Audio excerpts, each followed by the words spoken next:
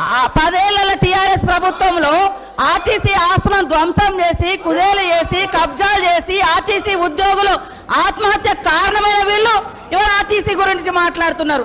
అదే కాకుండా పేదవాళ్ళు ఎక్కేది ఆర్టీసీ బస్సులు. అలాంటి బస్సుల రేట్లు పెంచి ఇవాళ ఆడవాళ్ళు బస్సులలో వస్తే తట్టుకోలేకపోతున్నారు. నేను ఒకటే సూటిగా అడుగుతున్నా, ఆర్టీసీ ఫ్రీ బస్ పెట్టొద్దా?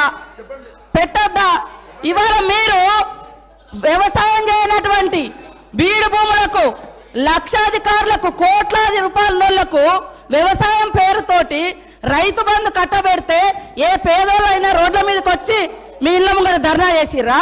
ఈ రోజు ఆటోలను ముందు పెట్టి మీ అధికారం రావాలని ఎప్పుడు మీరు సెంటిమెంట్లను వాడుకొని ఒకరిని ముందు పెడతారు, ఆ తర్వాత మీరు వెనక నుంచి వస్తారు. ఇది మీ నైజం. గతంలో కూడా అగ్గిపుల్లలు దొరకక డ్రామాలు చేస్తే పాపం వేరే పిల్లలు ఆత్మహత్య చేసుకున్నారు. అంటే చేయకూడదు అంటారు. మరి మీరు లక్షల రూపాయలు కోట్ల రూపాయలు ప్రజల మీద అందరి మీద పన్నులేసి ఆ వచ్చిన ధనము రైతు బంధుల పేరుతోటి ఏ పేద మహిళకు ఏ పేదోళ్లకు రూపాయి దక్కలేదు. కానీ మీరు మాత్రము లక్షలు ఎత్తుకున్నప్పుడు ఏ పేదోళ్ళన్న రోడ్ల మీదకి వచ్చి మాకెందుకు ఇవ్వలేదని అడిగిచ్చేటట్టుగా మేమన్నా రెచ్చగొట్టినామా? ఇవాళ అక్క చెల్లెళ్ళు అడుగుతున్నారు, నెలకు 5-6 వేలు మాకు మిగులుతున్నాయి ఆర్టీసీ బస్ తోటి. అంటే వీళ్ళు ఎందుకు తట్టుకోలేకపోతున్నారో నేను అడుగుతున్నా.